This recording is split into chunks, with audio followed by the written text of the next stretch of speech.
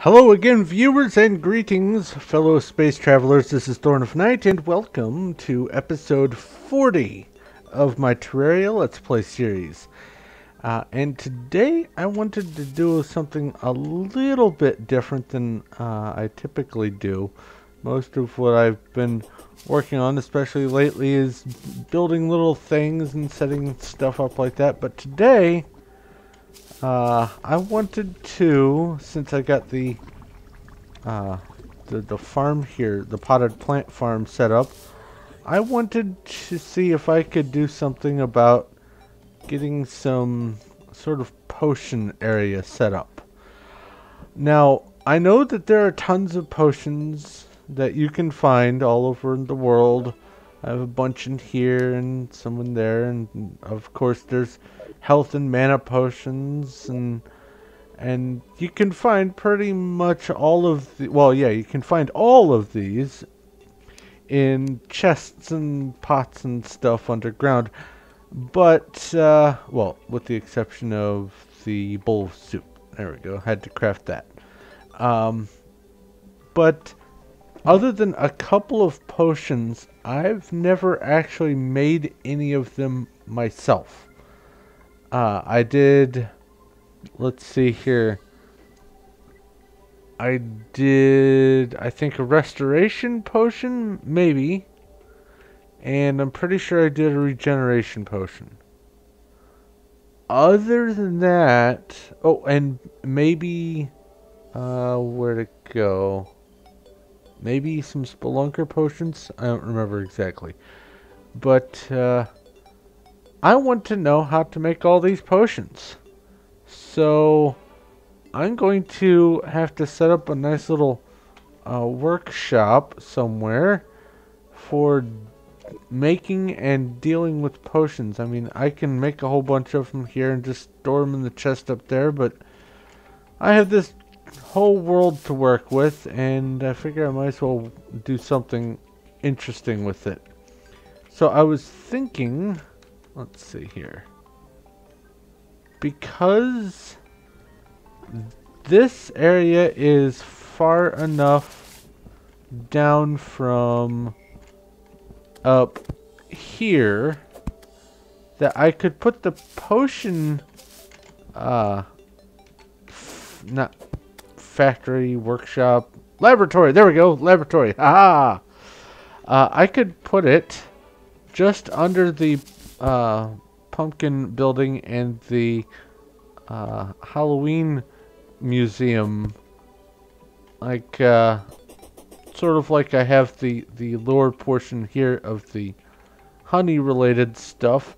I could just have a potion related thing here, and I'm not going to have anybody living in it, so I don't have to worry about NPCs dying or anything like that. So what I'm going to do right now is see if I can assemble a list of the different things that I'm going to need for each of the different potions, and I'm going to figure out how many potions there are exactly, because I have a feeling that there are more than what I've got. So I'm going to do some research real quick and figure out what those are. I do still plan today on doing some off and on hopping to another world to see if I can catch that persnickety worm that I'm missing over here. But there's no guarantee I'll be able to get that, so I'm not making that an actual objective for today, just a hope. But there are several other things that I also need to add to this to-do list here, but as it stands, there's still several things that I can work on. But today, I'm working on the laboratory, so I'll be back after I get a little bit of research done, and I will show you what I'm doing for the setup on this place. So I'll talk to you in just a minute. It is now a blood moon, and what that means is I am going to come over here and see if I can get some corrupted banners off of this thing, because there's the corrupted bunnies, There's the corrupted goldfish. And with any luck... Oh, I got a bunny hood. With any luck, I can get some... Oh, there's a banner. There's the... Which one was that? The corrupted bunny. So now I need the corrupted goldfish. Excellent. I have been waiting for a blood moon for a while. Or rather, I've been waiting to remember to come over here during a blood moon for a while. So, it's finally happened, and hopefully I can get both banners in one sitting. I'll let you know. I'll be right back. Okay, I am now the proud owner of both banners. So let's see here. Corrupt Bunny goes right there. Oh, that looks kind of cool. And just to make sure, Corrupt Goldfish goes... there we go. Right there. The bunny looks better than the goldfish. And what are you guys doing down here so low? Is that because it's a blood moon? I'm not really up high enough for you guys. Anyway, let's put that away. And bunny hood. I don't know what to do with that. What are you doing in my museum? Oh, you came in that way.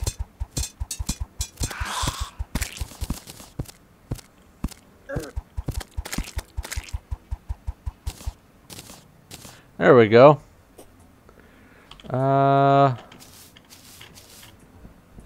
Some of my guys have some damage on them. Do I have the bunny thing yet? No, I don't. There. Bunny hood.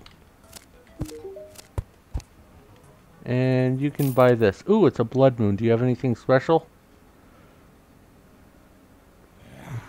Don't think I need any of this. I think I've seen these all before. Okay. Why are you bothering my house? Oh no! I have to deal with a wyvern. I'll be back. Alright. Oh, I can't believe I just did that. Come back here.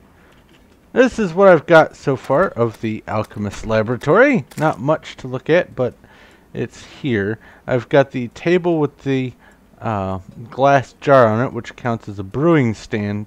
I have water, so I can make bottled water, or bottles of water, or whatever that's called. And I've got this thing called the imbuing station, which is purchased from the voodoo guy up there, and he is used for making flasks, which I will also be getting to. But first, I want to cover the potions that you can make before the flasks. Starting with... Oh, I just remembered. I grabbed this. I need to expand. Hold on. I'll be right back. Alright.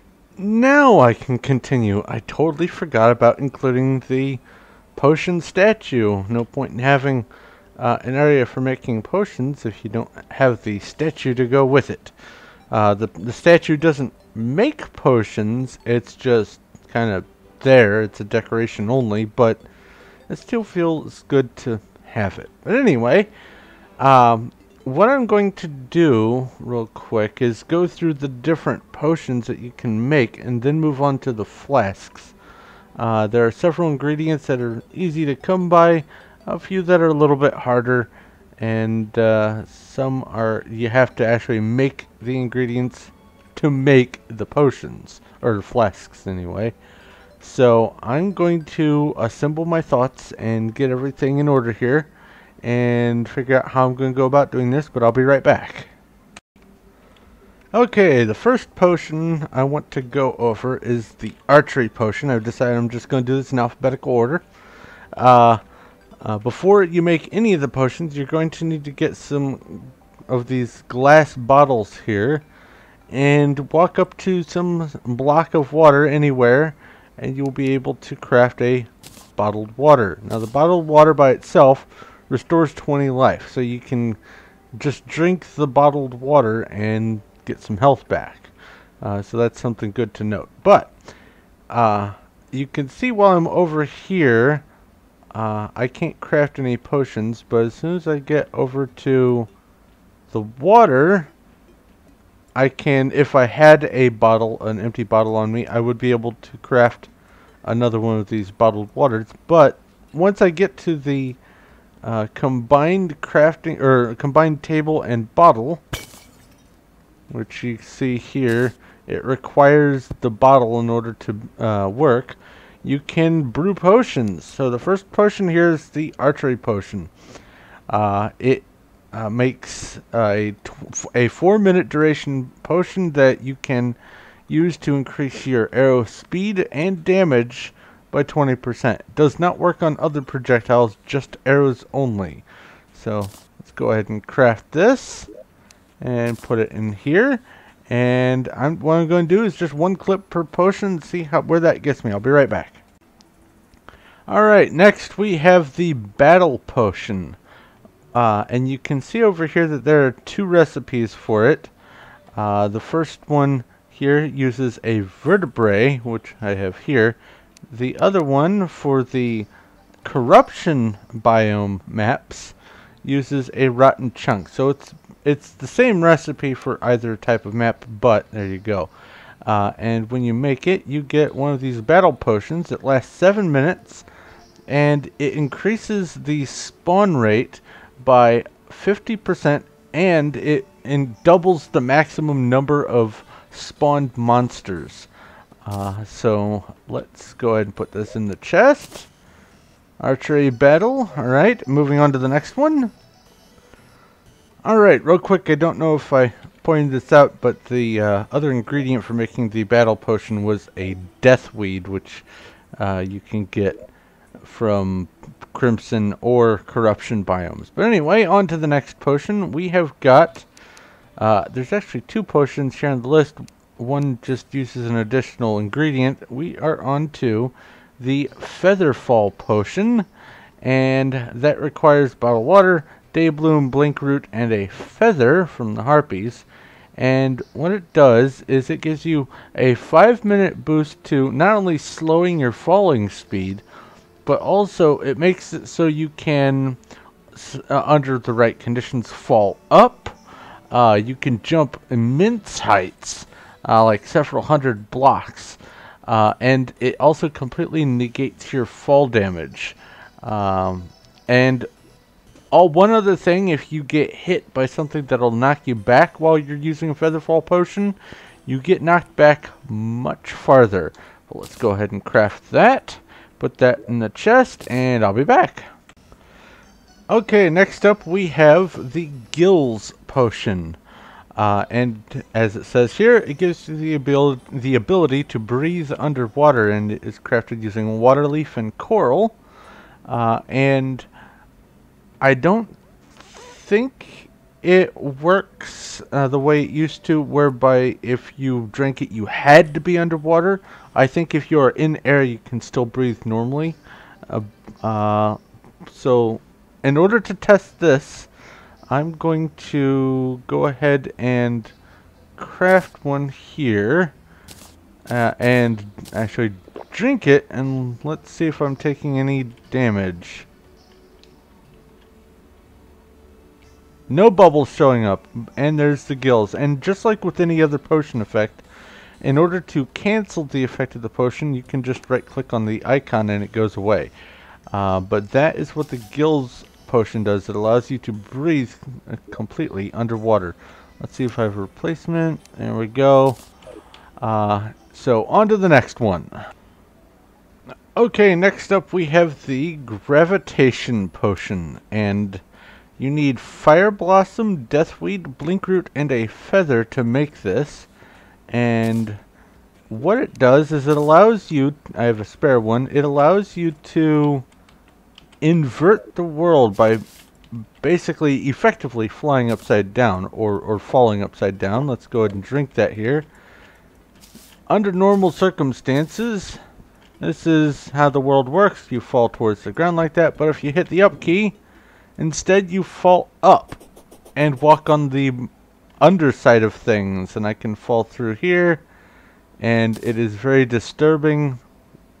And I can fall up to this thing, and I hit up again, and I get to fall right back down again. It works on just you, not the rest of the stuff in the world. Everything else that falls will seem to fall upward if you are upside down. But that's what the Gravitation Potion does. Oh, I should also mention, you can use it mid-air.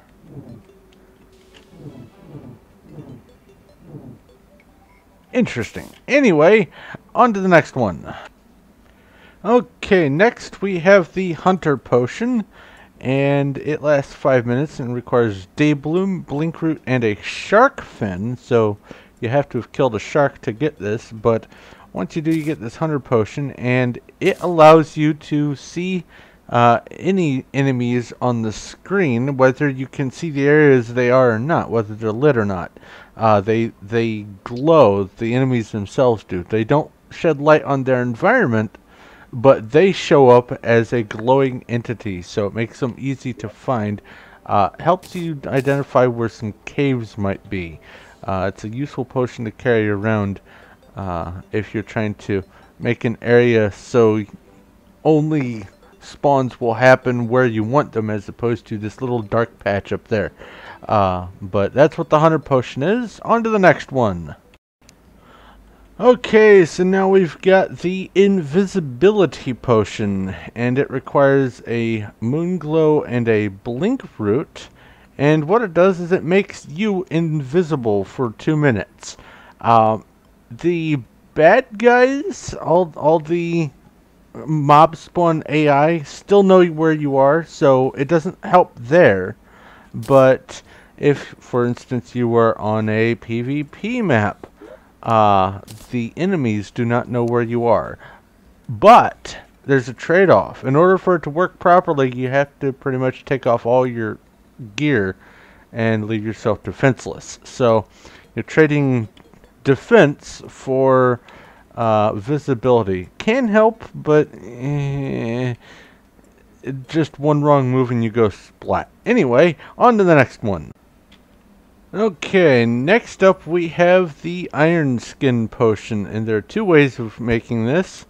You can use lead ore or iron ore in order to make it, along with a Daybloom, and you get one of these, and what it does is for 5 minutes it buffs your defense by 8. No matter what you're wearing, you can be completely naked, and you still get the plus 8 defense, so it could help in a pinch, especially early on in the game. So that is the Iron Skin Potion.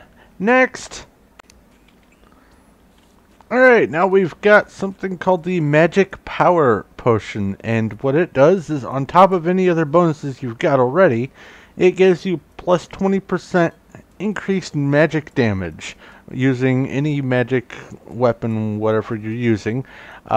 It uses Moonglow, Deathweed, and a Fallen Star in order to craft it, and it lasts for 2 minutes. Not all that long compared to some of the other potions, but 20% is still 20%. Anyway, moving on. Okay, so now we've got something called the Mana Regeneration Potion, and it is also a 2-minute potion. It uses Moonglow, Daybloom, and a Fallen Star, and what it does is it treats your mana regeneration calculation as if you had bare minimum 200 mana and were standing still. Because the mechanic for generating mana is determined by whether or not you're moving and how much mana you currently have in your backstock, I guess, your buffer, whatever, your pool. There you go. And no matter what, you can be jumping around and spending all of your mana all over the place. It will, as long as this potion is active, it will count as if you have 200 mana and are standing still for the purposes of regeneration. So it does help with things like boss fights. Really handy. Anyway, moving on. Alright, next up we've got the Night Owl Potion, and this one is a little bit of an underdog here.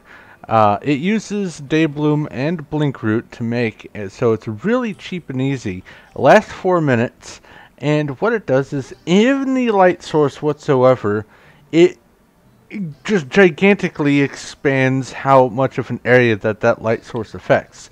So, say for instance you're using, oh, I don't know, a Shine Potion, which is also really cheap to make. In conjunction with the Night Owl Potion, you can basically see like half the screen with a torch. It's awesome. I love this potion, and it's great for hunting down areas and finding different ore nodes underground. I don't use potions all the time, but this is definitely a good one to use if you're hunting for stuff down below. But anyway, moving on. Alright, next up we have got something called the Obsidian Skin Potion. And in order to make it, you need Fire Blossom, Water Leaf, and Obsidian. So you have to have gotten Obsidian already. But what it does is it allows you to walk on fire, basically. You can walk on hellstone and meteorite and even on the surface of lava, and swim in lava, as a matter of fact, without taking any fire damage whatsoever. Also, it allows you to breathe in lava, which is important. But if you are going to go swimming in lava, you need some sort of diving gear like flippers or whatever. But that is the Obsidian Skin Potion. Alright, next up we have the Regeneration Potion. And it is also one of the easy ones to make. It takes Daybloom and mushrooms, and it makes a 5-minute long potion which regenerates 2 health points per second. So that comes to 600 health points, I think. So even at maximum health here, the regeneration potion will fill me up even if I lose more health than I have right now. So that is an awesome thing to have. Anyway, moving on. Okay, so here we have the Shine Potion, and it uses a Daybloom and a glowing mushroom, which both are easily gotten, and for 5 minutes it gives you this aura of light. Now the important thing is the light comes from you, so you don't have to worry about it falling behind or taking the place of, like, for instance, you have a set of armor and you need the miner's helmet. If you put the helmet on, your set bonus goes away. Though the light still follows you,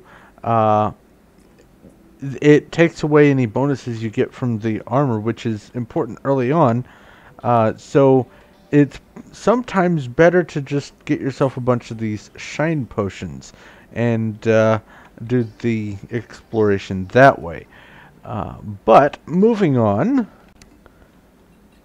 here we have the Splunker Potion, and what it does is it illuminates any ores or treasure or special items that are invisible to any light sources you may have. And the way you craft it is with Blinkroot and Moonglow and either gold ore or platinum ore, depending on which world you are using. So here's that. I will go ahead and put this away. Now, at the end of this video, I'm going to demonstrate what it is like having all the, I guess, the illumination related potions active at once, so you can get a feel for how useful it is to actually do the potion work. I don't really go over the potions all that much in my actual gameplay, but I do use them quite a bunch. Anyway, right back with the next one. Okay, so now we've got something called the Swiftness Potion, and it is a 4-minute potion that adds 25% to your movement speed. It uses blinkroot and cactus, so it's also a renewable resource thing. Now, one thing to keep in mind about this potion is that once you get boots, it's kind of useless because it doesn't stack with using boots. So any foot gear you have, or any foot accessory you have that gives you increased running speed, completely overwrites any bonus you get from the Swiftness Potion. So it's useful sort of early on, but after you get boots, it's kind of not really worth your time. But anyway, moving on to the next one. Alright, here we have something called the Thorns Potion. And what it does, well, first off, it uses deathweed, cactus, stinger, and wormtooth. So you can only get this wormtooth ingredient from a corruption world, not a crimson world, so do keep that in mind. But when you drink it, what happens is any enemy that attacks you will get knocked back, and it will take 1/3 of whatever damage it dealt to you. So it has to deal damage, but it takes 1/3 of it. So if it smacks you for 20, it takes 6. But like I said, you can't naturally make it in a crimson world. You have to go get yourself some wormtooth in order to get that. But anyway, on to the last one. Alright, and the final buff potion is called the Water Walking Potion, and it uses water leaf and a shark fin to make, and it allows you for 5 minutes to walk on not only water, but also lava. Now you can still sink into it by pressing the down button, but just normally you can just run across the top of the surface of lava or water, which could make using this a lot easier way to deal with, say, the wall of flesh when you're fighting it down in the underworld. But I would recommend also using an obsidian skin potion if you're going to do that method, because if you fall from too high or if there's a glitch, you can still sink sort of into the lava and take the damage, so you need to kind of defray some of that damage. But that is the last of the craftable buff potions. Now I'm going to go on to the what are called recovery potions and then the flasks in the next episode. Just get them all out of the way, and but before I do that, I did want to go ahead and demonstrate the visibility related potions. So I'm going to go set up for that, and I'll be right back to do that and then wrap up. Alright, so I am on the other world that I was using to get the different critters, and I'm down here in this little pocket underground really close to the surface. And first off, I want you to see, without that wisp, the whole thing is black. There's a little bit of light off to the right from a demon altar, but other than that, it is completely black. So the first thing I want to do is show you the where's the night owl potion. So let's drink that, and as you can see, there's a little bit more light off to the right. Not much, because it's a very, very dim light source. Then let's use a Splunker potion, and now you can see that there are treasure nodes everywhere. It gives everything a yellowish, goldish kind of glow. There's a pot right there. Let's drink the hunter potion, see if there's anything on screen. Nope, nothing. Oh, there's the slime down there. And then finally, the shine potion. All manner of light and all kinds of stuff to see underground. There are caves that you would not know were there without having this, and also the illumination caused by your shine potion. Wow, activates the light on the mini map a lot better than it would without it. Is that a worm? Oh, Please. Worm! I finally got the worm! So, I'm going to go ahead and head back up to this little spot here. Wherever it went. And then show you what this is like without the Night Owl Potion. Oh, bother. Go away. Splunker, Night Owl. So let's get rid of this. You can see how much darker that is now. And then, with no shine, obviously, that's gone. The Hunter gets rid of the bad guys in the Splunker. And you can do that with any potion, by the way. Just right-click on it, and the effect, the buff, goes away. But I'm going to go turn this worm into a critter cage, and I'll be right back. Oh, isn't it so cute? I've got a little pet worm. And that means now all I need are the 3 remaining butterflies, and the zoo part of the museum is done. Yay! But that is going to bring me to the end of this episode. So, thank you very much for watching. If you have any questions, comments, or suggestions, please feel free to leave a message in the comments section below. I will do my best to get back to you as quick as I can. If you like this video and you like what I'm doing here, please feel free to give a like. I do appreciate that. And if you haven't already, go ahead and subscribe so you know when my future stuff comes out. But I'm definitely going to need to wrap up here, so thank you once again for watching. This is Thorn of Night, and I will talk to you later.